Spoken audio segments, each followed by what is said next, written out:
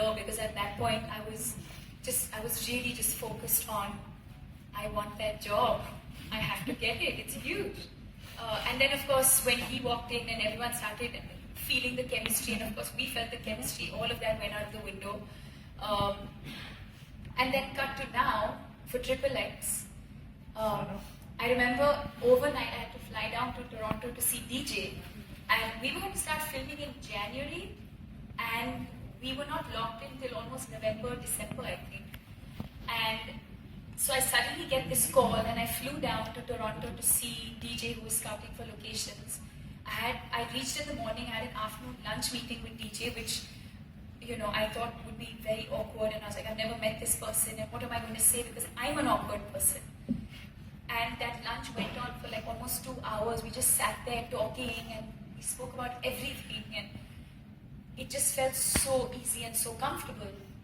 And I was going to take a flight back to India, and I suddenly get a call saying, Vince found out you're in Toronto, and he wants you to fly to LA and see him right away. And so I get on a plane, and I reached LA at night, and I went and saw Vin, and that's when that epic picture he tweeted.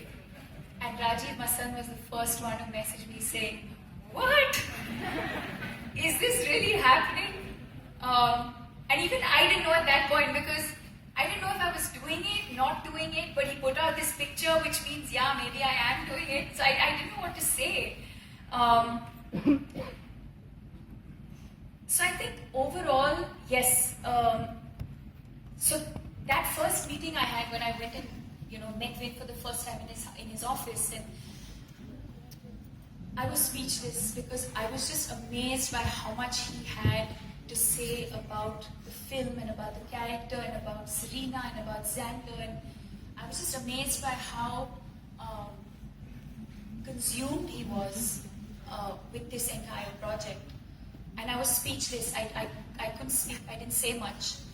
And then cut to when we actually started filming, I think the experience for me was completely the opposite. And I said this in an interview once, and I don't know if he appreciated it. I said he's like a teddy bear.